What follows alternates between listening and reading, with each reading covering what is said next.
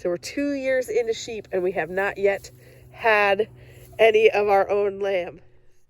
Hey guys, this is Megan from You Got to Be Kidding. Today we're going to take a look at our Katahdin hair sheep. It's been a long time since we've checked in with them, and we are just about ready for some lambs. So let me show you who we've got and how they're doing, and we'll just kind of do a check-in. This is Sean, our ram. He's behind me. Yesterday when I was out here messing with him, if I turned my back on him, now I am safely outside the electric fence, but I turned my back on him and he charged up behind me. He's not doing it today, but we definitely steer clear of him. He is honestly pretty gentle for a ram, but he is huge, and he will, he just can't help it. If you turn your back on him, he is gonna come at you. I don't think he's ever hit any of us hard, but he is so big that it's definitely something we're not messing around with. Well, we've got some ram lambs behind us. It looks like he's not even in a fence, but there's an electric fence there. And I've got the dog with me. So let me show you who we've got. Alrighty, so this is our little flock of sheep. We've got Big Daddy Sean in the back here. And then we have these two here are our proven ewes. They are definitely bred and they're starting to bag up some. This one looking right at us is Spots. Hello, sweet girl. She usually does not let me touch her at all. Yep, no, sniff, but not a touch. River is here. They're a little skittish of her. I do want to get River in with them just for some practice. River, come on, girl. River, go.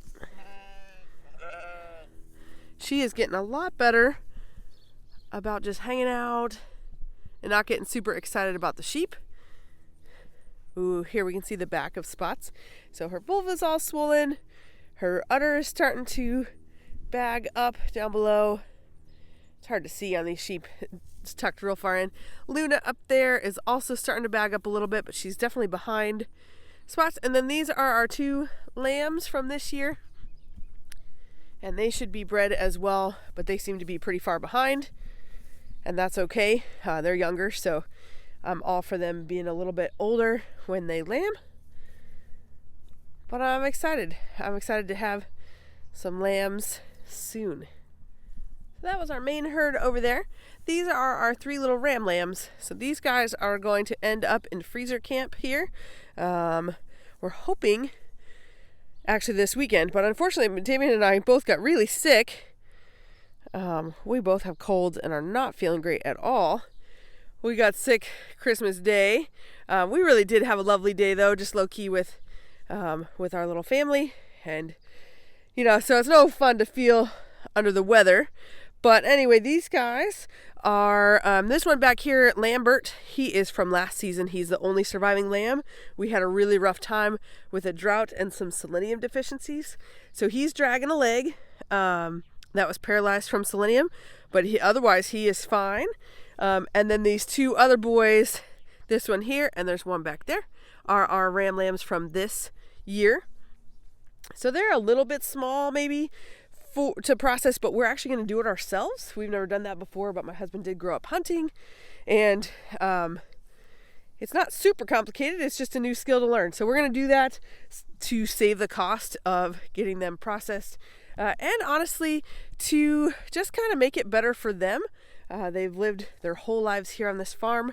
They've never had a stressful day, and they're just going to have one bad day. And so then they're going to provide for our family. So our sheep journey has been a little bit longer than I was expecting, but honestly, nothing terrible went on. But I think it's something interesting.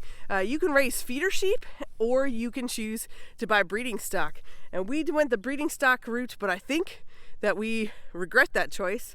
And I think we should have just raised up some feeder lambs and been done with it. So we originally bought one ram, Sean, and three foundation ewes. We bought them as lambs in the spring of 2021.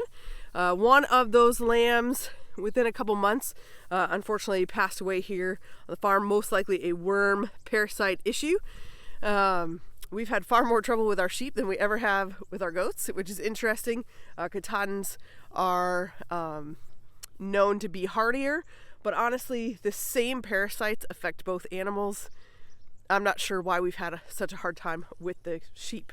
Anyway, so one of those lost. So by spring of 2022, we had 2 ewes left, these ladies here, and they gave birth to 3 lambs. But unfortunately, because of the drought and some what must have been selenium issues, we lost 2 of those lambs. And the third one, Lambert, that I showed you, is paralyzed in one of his legs. But he is doing well enough that we are going to be able to process him, which I'm pretty excited about, to get to add him to our freezer. But here it is, the end of 2023, and we are just now finally getting to process. So 2023, they had another set of lambs.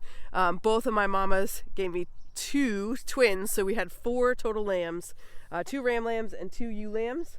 We're keeping the 2 ewe lambs, and we're gonna have them reproduce this year, which will officially be 2024 by the time we have lambs. So it's been 3 years. Let's see. Spring of 2021, April. It's been not quite 3 years before we're gonna get to harvest any of this meat and use it for our family. Now, in theory, they're free. They are 100% grass-fed, but they require a lot of time and attention. They required fencing to be able to move them around. They have required hay in the winter, although not a ton. They're not a cow, but it still adds up. And so it can kind of be a lot. So we have all this time invested in our lambs and very little to show for it. Now we do have 3 ready to go, so we're gonna have something soon. But just an interesting consideration if you are thinking about adding sheep to your homestead, especially the first batch. It might be a better idea to find some ram lambs and, castrate them and raise them up as meat. And that's going to take you at least a year. If you feed grain, they can get bigger faster, but the grain can really affect the quality of their meat. So that's up to you on your farm. But I might suggest doing that before you get into breeding stock, which takes a whole lot more energy and effort. We've got to feed this huge ram all winter long, and these pregnant ladies. And it is super fun having lambs on the farm. But it's not always all it's cracked up to be, especially with managing all of our goats too. It can be a lot. So River, our Karakachan livestock guardian dog, is in here with them. She is doing a really great job. She will be 2 in March, so she is still a punk teenager. Overall, she has been doing really, really well. She does not spend a ton of time directly with the animals because we use these electric nets to move everybody around, and River actually has her own No, girl. See, she's actually a little afraid of the sheep, and she runs, but that makes them want to chase her. So she's doing a lot better. Just have to make sure that she's good. So she spends time in here when she can. She just needs to be safe around them. She doesn't need to be bonded to them like you might typically have because she does not live with them full time. So her job is to protect them, but really to protect the farm and the kids. And then she just needs to be livestock safe. So she's been doing a really great job.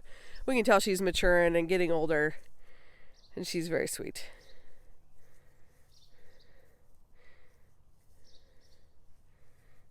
Yep.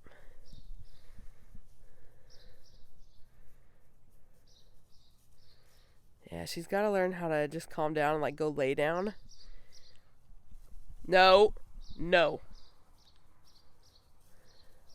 Now, I do have an e-collar on her. We use that for her so that she can be in a situation like this and be fully free, but I can have control for the safety of the livestock and the safety of her as well.